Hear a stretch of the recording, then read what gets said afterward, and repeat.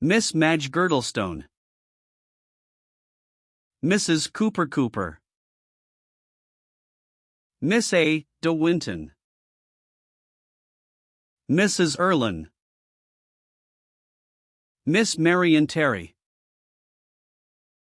Rosalie, maid. Miss Winifred Dolan. First ACT scene, morning room of Lord Windermere's house in Carlton House Terrace. Door C, and art bureau with books and papers or sofa with small tea table L, window opening onto terrace L, table R. Lady Windermere is at table R, arranging roses in a blue bowl. Enter Parker. Parker. Is your ladyship at home this afternoon? Lady Windermere. Yes, who has called? Parker. Lord Darlington, my lady. Lady Windermere. Hesitates for a moment. Show him up, and I'm at home to anyone who calls. Parker. Yes, my lady. Exit C. Lady Windermere. It's best for me to see him before tonight. I'm glad he's come. Enter Parker C. Parker. Lord Darlington, enter Lord Darlington C. Exit Parker. Lord Darlington. How do you do, Lady Windermere? Lady Windermere. How do you do, Lord Darlington? No, I can't shake hands with you. My hands are all wet with these roses. Aren't they lovely? They came up from Selby this morning. Lord Darlington. They are quite perfect. Sees a fan lying on the table. And what a wonderful fan! May I look at it? Lady Windermere. Do. Pretty, isn't it? It's got my name on it, and everything. I have only just seen it myself. It's my husband's birthday present to me. You know today is my birthday? Lord Darlington. No? Is it really? Lady Windermere. Yes, I'm of age today. Quite an important day in my life, isn't it? That is why I am giving this party tonight. Do sit down. Still arranging flowers. Lord Darlington. Sitting down. I wish I had known it was your birthday, Lady Windermere. I would have covered the whole street in front of your house with flowers for you to walk on. They are made for you. A short pause. Lady Windermere. Lord Darlington, you annoyed me last night at the Foreign Office. I am afraid you are going to annoy me again. Lord Darlington. I, Lady Windermere? Enter Parker and footman C, with tray and tea things. Lady Windermere. Put it there, Parker. That will do. Wipes her hands with her pocket handkerchief, goes to tea table, and sits down. Won't you come over, Lord Darlington? Exit Parker C. Lord Darlington. Takes chair and goes across LC. I am quite miserable, Lady Windermere. You must tell me what I did. Sits down at table L. Lady Windermere. Well, you kept paying me elaborate compliments the whole evening. Lord Darlington. Smiling. Ah, nowadays we are all of us so hard up, that the only pleasant things to pay are compliments. They're the only things we can pay. Lady Windermere. Shaking her head. No, I am talking very seriously. You mustn't laugh, I am quite serious. I don't like compliments, and I don't see why a man should think he is pleasing a woman enormously when he says to her a whole heap of things that he doesn't mean. Lord Darlington. Ah, but I did mean them. Takes tea which she offers him. Lady Windermere. Gravely. I hope not. I should be sorry to have to quarrel with you, Lord Darlington. I like you very much, you know that. But I shouldn't like you at all if I thought you were what most other men are. Believe me, you are better than most other men, and I sometimes think you pretend to be worse. Lord Darlington. We all have our little vanities, Lady Windermere. Lady Windermere. Why do you make that your special one? Still seated at table L. Lord Darlington. Still seated LC. Oh, nowadays so many conceited people go about society pretending to be good, that I think it shows rather a sweet and modest disposition to pretend to be bad. Besides, there is this to be said. If you pretend to be good, the world takes you very seriously. If you pretend to be bad, it doesn't. Such is the astounding stupidity of optimism. Lady Windermere. Don't you want the world to take you seriously then, Lord Darlington? Lord Darlington. No, not the world. Who are the people the world takes seriously? All the dull people one can think of, from the bishops down to the bores. I should like you to take me very seriously, Lady Windermere, you more than anyone else in life. Lady Windermere. Why me? Lord Darlington. After a slight hesitation. Because I think we might be great friends. Let us be great friends. You may want a friend someday. Lady Windermere. Why do you say that? Lord Darlington. Oh, we all want friends at times. Lady Windermere. I think we're very good friends already, Lord Darlington. We can always remain so as long as you don't, Lord Darlington. Don't what? Lady Windermere. Don't spoil it by saying extravagant silly things to me. You think I am a Puritan, I suppose? Well, I have something of the Puritan in me. I was brought up like that. I am glad of it. My mother died when I was a mere child. I lived always with Lady Julia, my father's elder sister, you know. She was stern to me, but she taught me what the world is forgetting, the difference that there is between what is right and what is wrong. She allowed of no compromise. I allow of none. Lord Darlington. My dear Lady Windermere. Lady Windermere. Leaning back on the sofa. You look on me as being behind the age well, I am. I should be sorry to be on the same level as an age like this. Lord Darlington. You think the age very bad? Lady Windermere. Yes. Nowadays people seem to look on life as a speculation. It is not a speculation. It is a sacrament. Its ideal is love. Its purification is sacrifice. Lord Darlington. Smiling. Oh, anything is better than being sacrificed. Lady Windermere. Leaning forward. Don't say that. Lord Darlington. I do say it. I feel it, I know it. Enter Parker C. Parker. The men want to know if they are to put the carpets on the terrace for tonight, my lady? Lady Windermere. You don't think it will rain, Lord Darlington, do you? Lord Darlington. I won't hear of its raining on your birthday. Lady Windermere. Tell them to do it at once, Parker. Exit Parker C. Lord Darlington. Still seated.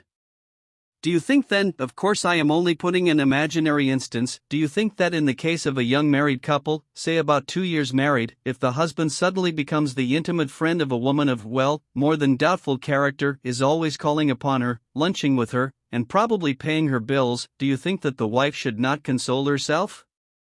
Lady Windermere. Frowning. Console herself? Lord Darlington. Yes, I think she should, I think she has the right. Lady Windermere. Because the husband is vile, should the wife be vile also? Lord Darlington. Vileness is a terrible word, Lady Windermere. Lady Windermere. It is a terrible thing, Lord Darlington. Lord Darlington. Do you know I am afraid that good people do a great deal of harm in this world? Certainly the greatest harm they do is that they make badness of such extraordinary importance. It is absurd to divide people into good and bad. People are either charming or tedious. I take the side of the charming, and you, Lady Windermere, can't help belonging to them. Lady Windermere. Now, Lord Darlington. Rising and crossing front of him. Don't stir, I am merely going to finish my flowers. Goes to table RC. Lord Darlington. Rising in moving chair. And I must say I think you are very hard on modern life, Lady Windermere. Of course there is much against it, I admit. Most women, for instance, nowadays, are rather mercenary. Lady Windermere. Don't talk about such people. Lord Darlington. Well then, setting aside mercenary people, who, of course, are dreadful, do you think seriously that women who have committed what the world calls a fault should never be forgiven? Lady Windermere. Standing at table. I think they should never be forgiven. Lord Darlington. And men? Do you think that there should be the same laws for men as there are for women? Lady Windermere. Certainly. Lord Darlington. I think life too complex a thing to be settled by these hard and fast rules. Lady Windermere. If we had these hard and fast rules, we should find life much more simple. Lord Darlington. You allow of no exceptions? Lady Windermere. None. Lord Darlington. Ah, what a fascinating Puritan you are, Lady Windermere. Lady Windermere. The adjective was unnecessary, Lord Darlington. Lord Darlington. I couldn't help it. I can resist everything except temptation. Lady Windermere. You have the modern affectation of weakness. Lord Darlington.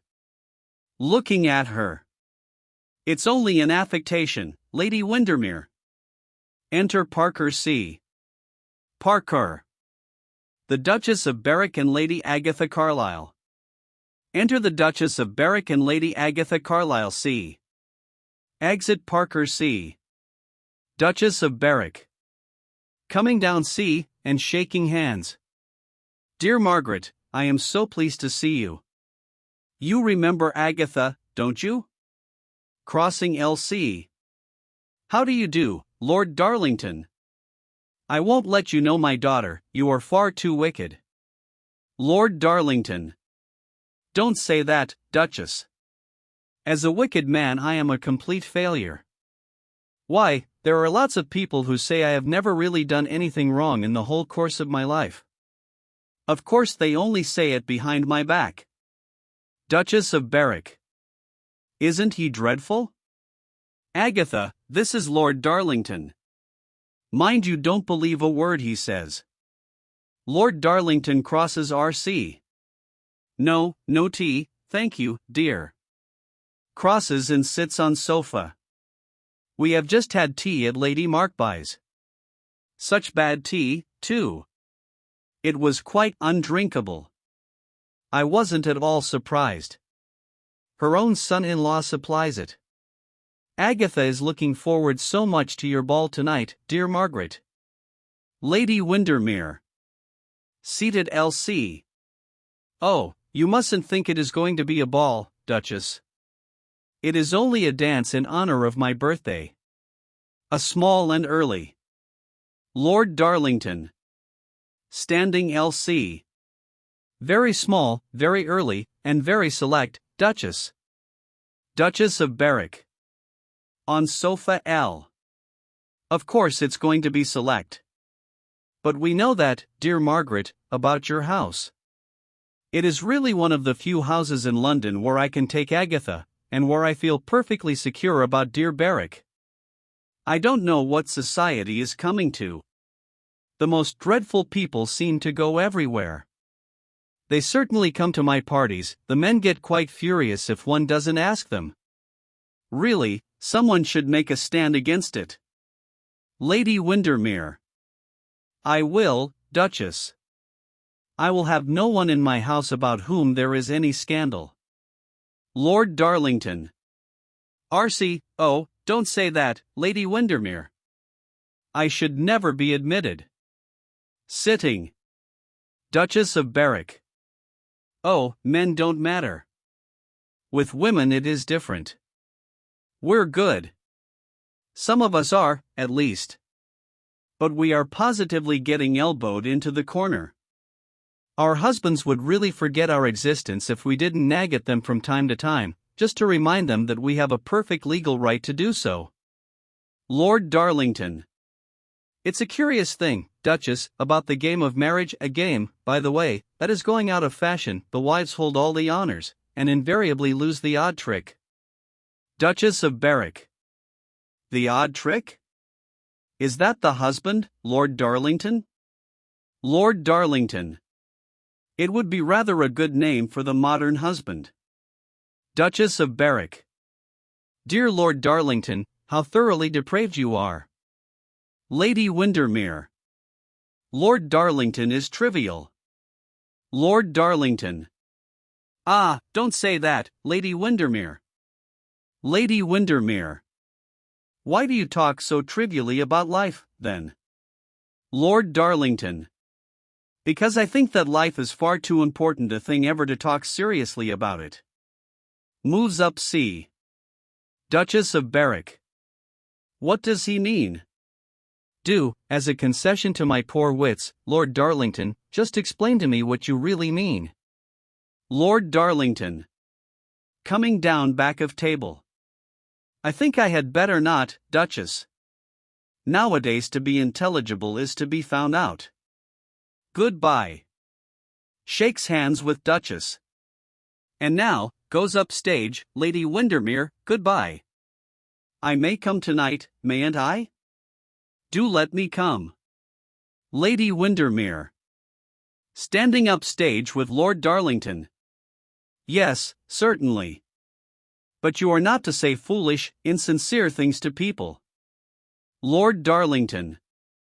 Smiling. Ah.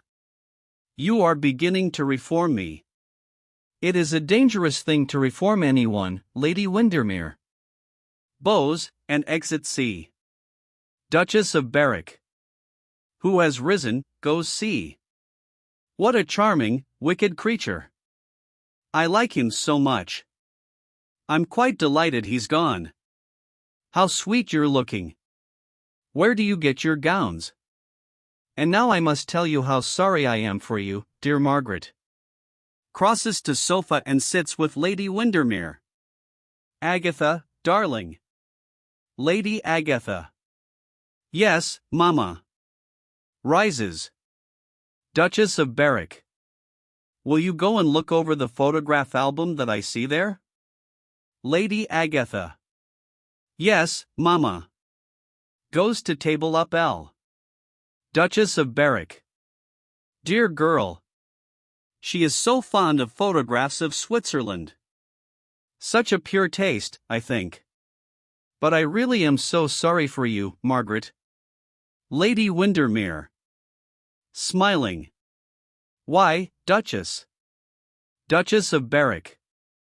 Oh, on account of that horrid woman. She dresses so well, too, which makes it much worse, sets such a dreadful example. Augustus, you know, my disreputable brother, such a trial to us all. Well, Augustus is completely infatuated about her.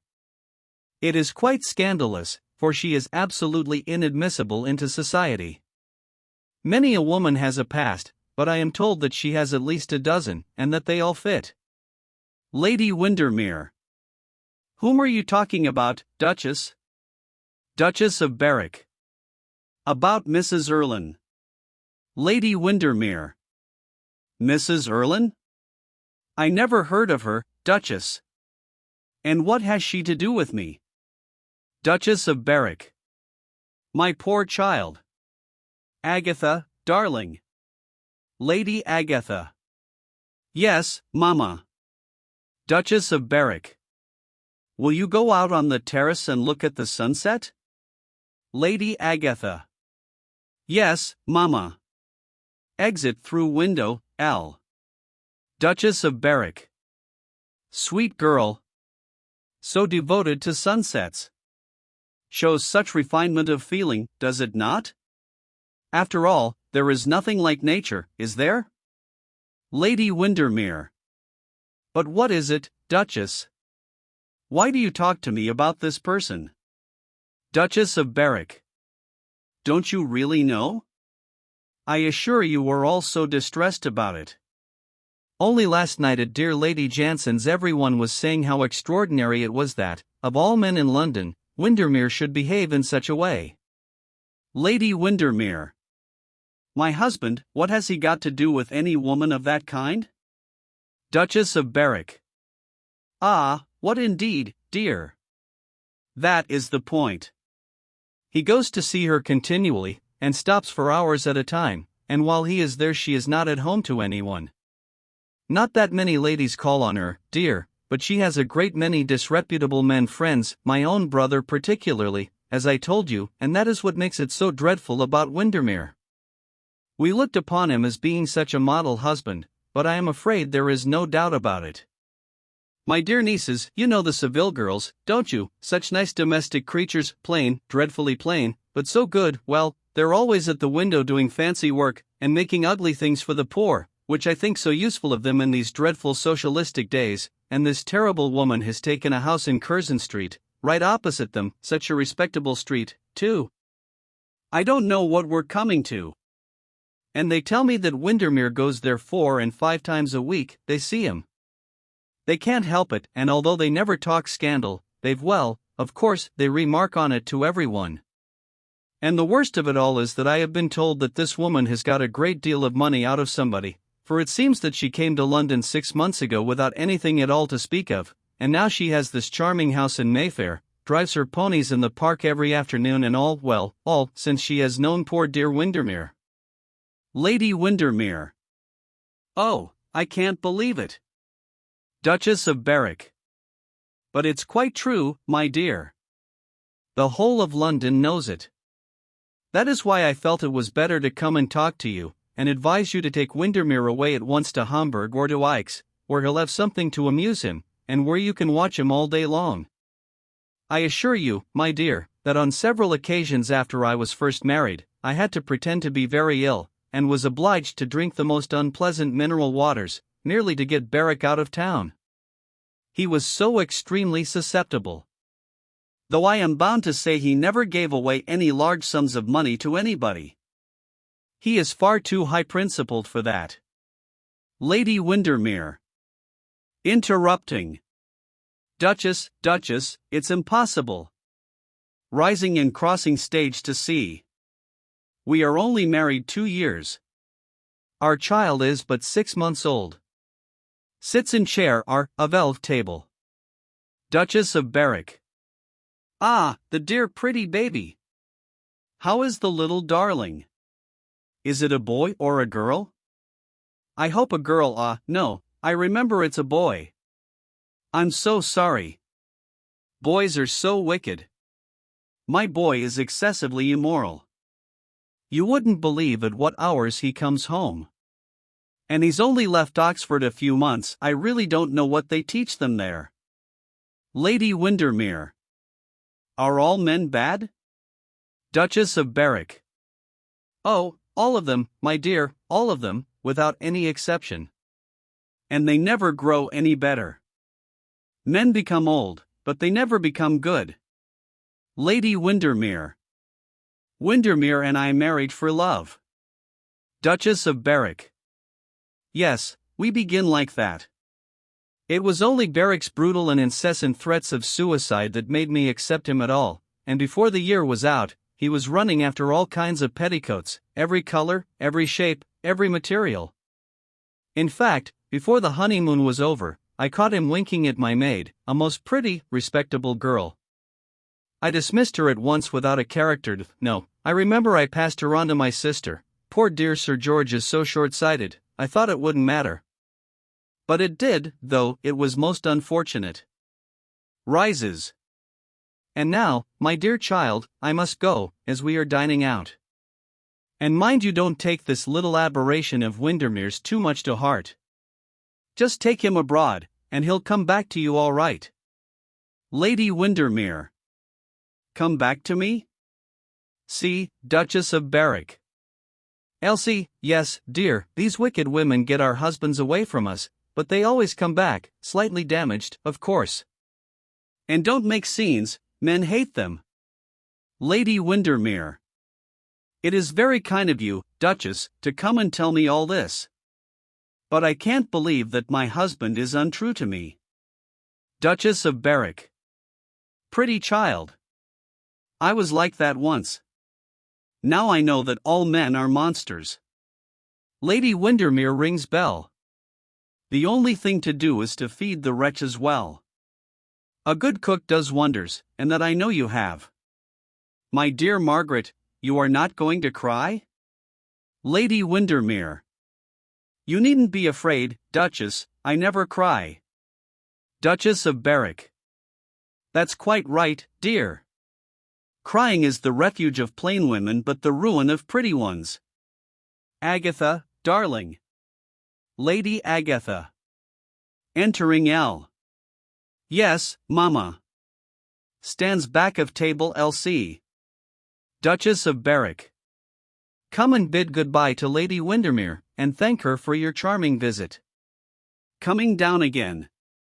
And by the way, I must thank you for sending a card to Mr. Hopper. He's that rich young Australian people are taking such notice of just at present. His father made a great fortune by selling some kind of food in circular tins, most palatable, I fancy it is the thing the servants always refuse to eat. But the son is quite interesting. I think he's attracted by dear Agatha's clever talk. Of course, we should be very sorry to lose her, but I think that a mother who doesn't part with a daughter every season has no real affection. We're coming tonight, dear. Parker opens doors. And remember my advice, take the poor fellow out of town at once, it is the only thing to do. Goodbye, once more, come, Agatha. Exeunt Duchess and Lady Agatha C. Lady Windermere. How horrible. I understand now what Lord Darlington meant by the imaginary instance of the couple not 2 years married. Oh. It can't be true, she spoke of enormous sums of money paid to this woman. I know where Arthur keeps his bank book, in one of the drawers of that desk. I might find out by that. I will find out. Opens drawer. No, it is some hideous mistake. Rises and goes see. Some silly scandal. He loves me. He loves me. But why should I not look? I am his wife, I have a right to look. Returns to bureau, takes out book and examines it page by page, smiles and gives a sigh of relief. I knew it. There is not a word of truth in this stupid story. Puts book back in drawer. As he does so, starts and takes out another book. A second book, private, locked. Tries to open it, but fails. Sees paper knife on bureau, and with it cuts cover from book. Begins to start at the first page. Mrs. Erland pound 600, Mrs. Erland pound 700, Mrs. Erland pound 400. Oh. It is true. It is true. How horrible. Throws book on floor. Enter Lord Windermere C. Lord Windermere. Well, dear, has the fan been sent home yet? Going RCC's book. Margaret, you have cut open my bank book. You have no right to do such a thing. Lady Windermere. You think it wrong that you are found out, don't you? Lord Windermere. I think it wrong that a wife should spy on her husband. Lady Windermere. I did not spy on you. I never knew of this woman's existence till half an hour ago. Someone who pitied me was kind enough to tell me what everyone in London knows already: your daily visits to Curzon Street, your mad infatuation, the monstrous sums of money you squander on this infamous woman. Crossing L. Lord Windermere. Margaret. Don't talk like that of Mrs. Erlyn, you don't know how unjust it is. Lady Windermere. Turning to him. You are very jealous of Mrs. Erlyn's honor. I wish you had been as jealous of mine. Lord Windermere. Your honor is untouched, Margaret. You don't think for a moment that, puts book back into desk. Lady Windermere. I think that you spend your money strangely. That is all. Oh, don't imagine I mind about the money. As far as I am concerned, you may squander everything we have. But what I do mind is that you who have loved me, you who have taught me to love you, should pass from the love that is given to the love that is bought. Oh, it's horrible. Sits on sofa. And it is I who feel degraded. You don't feel anything. I feel stained, utterly stained. You can't realize how hideous the last 6 months seems to me now. Every kiss you have given me is tainted in my memory. Lord Windermere. Crossing to her. Don't say that, Margaret. I never loved anyone in the whole world but you. Lady Windermere. Rises. Who is this woman, then? Why do you take a house for her? Lord Windermere. I did not take a house for her. Lady Windermere. You gave her the money to do it, which is the same thing. Lord Windermere. Margaret, as far as I have known Mrs. Erlyn, Lady Windermere. Is there a Mr. Erlyn, or is he a myth? Lord Windermere. Her husband died many years ago. She is alone in the world. Lady Windermere. No relations? A pause. Lord Windermere. None. Lady Windermere. Rather curious, isn't it? Lord Windermere. Elsie, Margaret, I was saying to you, and I beg you to listen to me, that as far as I have known Mrs. Erlyn, she has conducted herself well. If years ago, Lady Windermere. Oh. Crossing R.C. I don't want details about her life. Lord Windermere. See, I am not going to give you any details about her life. I tell you simply this: Mrs. Erlyn was once honored, loved, respected. She was well born, she had position, she lost everything, threw it away, if you like. That makes it all the more bitter. Misfortunes one can endure, they come from outside, they are accidents. But to suffer for one's own faults, there is the sting of life. It was 20 years ago, too. She was little more than a girl then. She had been a wife for even less time than you have. Lady Windermere. I am not interested in her, and you should not mention this woman and me in the same breath. It is an error of taste. Sitting at desk. Lord Windermere. Margaret, you could save this woman. She wants to get back into society, and she wants you to help her. Crossing to her. Lady Windermere. Me. Lord Windermere. Yes, you. Lady Windermere. How impertinent of her. A pause. Lord Windermere. Margaret, I came to ask you a great favor, and I still ask it of you, though you have discovered what I had intended. You should never have known that I have given Mrs. Erlyn a large sum of money. I want you to send her an invitation for our party tonight. Standing of her. Lady Windermere. You are mad. Rises. Lord Windermere. I entreat you. People may chatter about her, do chatter about her, of course, but they don't know anything definite against her. She has been to several houses, not to houses where you would go, I admit, but still the houses where women who are in what is called society nowadays do go. That does not content her. She wants you to receive her once. Lady Windermere. As a triumph for her, I suppose? Lord Windermere. No, but because she knows that you are a good woman, and that if she comes here once you will have a chance of a happier, a surer life than she has had. She will make no further effort to know you. Won't you help a woman who is trying to get back? Lady Windermere. No. If a woman really repents, she never wishes to return to the society that has made or seen her ruin. Lord Windermere. I beg of you. Lady Windermere. Crossing to door R. I am going to dress for dinner, and don't mention the subject again this evening. Arthur, going to MC, you fancy because I have no father or mother that I am alone in the world, and that you can treat me as you choose. You are wrong, I have friends, many friends. Lord Windermere.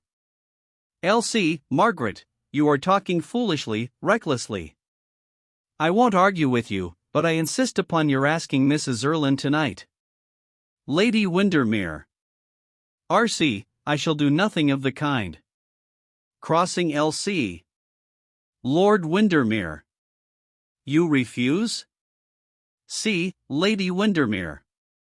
Absolutely. Lord Windermere. Ah, Margaret, do this for my sake, it is her last chance. Lady Windermere. What has that to do with me? Lord Windermere. How hard good women are. Lady Windermere. How weak bad men are. Lord Windermere. Margaret, none of us men may be good enough for the women we marry, that is quite true, but you don't imagine I would ever. Oh, the suggestion is monstrous. Lady Windermere. Why should you be different from other men? I am told that there is hardly a husband in London who does not waste his life over some shameful passion. Lord Windermere. I am not one of them. Lady Windermere. I am not sure of that. Lord Windermere. You are sure in your heart. But don't make chasm after chasm between us. God knows the last few minutes have thrust us wide enough apart. Sit down and write the card. Lady Windermere. Nothing in the whole world would induce me. Lord Windermere. Crossing to bureau. Then I will. Rings electric bell, sits and writes card. Lady Windermere. You are going to invite this woman? Crossing to him. Lord Windermere. Yes. Pause. Enter Parker. Parker. Parker.